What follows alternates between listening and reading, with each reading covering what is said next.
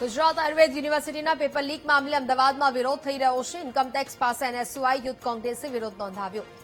આયુર્વેદ યુનિવર્સિટીનું ત્રીજા વર્ષનું paper leak થયું હતું, જ્યાં પોલીસે વિરોધ કરી રહેલા કાર્યકરોની અટકાયત કરી લીધી છે।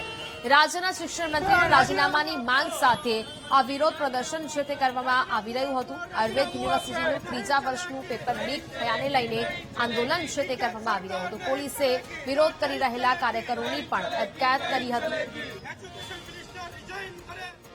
જામનગરની આયુર્વેદિક યુનિવર્સિટીમાં પેપર લીક મુદ્દે હવે કોંગ્રેસ વિરોધ પ્રદર્શન કરી રહ્યું છે।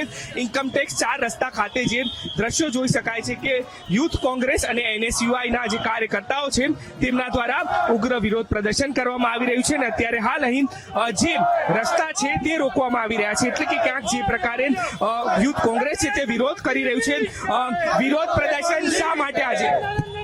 જે રીતે આખી સરકાર લીકેજ થઈ ગઈ છે, જે રીતે જામનગરમાં પેપર લીક થયું છે, એના વિરોધમાં આજે અમારું આંદોલન છે। જ્યાંથી એજ્યુકેશન મિનિસ્ટર જેનો પોતાના જિલ્લામાં જો એ પેપરને સલામત ના રાખી શકતા હોય તો ગુજરાતના વિદ્યાર્થીઓ યુવાનોને શું સલામતી રાખશે? ત્યારે અમારી સ્પષ્ટ માંગ છે કે એજ્યુકેશન મિનિસ્ટર રાજીનામું આપે। જ્યાં સુધી રાજીનામું નહીં આપે ત્યાં સુધી અમારી આ લડત ચાલુ રહેશે।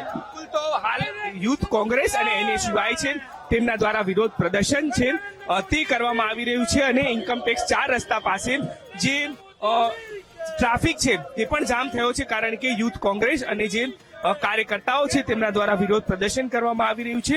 એટલે કે ક્યાંક જે જામનગરની અંદર પેપર લીક થયું અને તે મુદ્દાને લઈને અત્યારે હાલ ઇન્કમટેક્સ 4 રસ્તા ખાતે કોંગ્રેસ વિરોધ કરી રહ્યું છે। કેમેરામેન પ્રવીણ વાઘેલા સાથે દીપક સોલંકી, વીટીવી ન્યૂઝ, અમદાવાદ।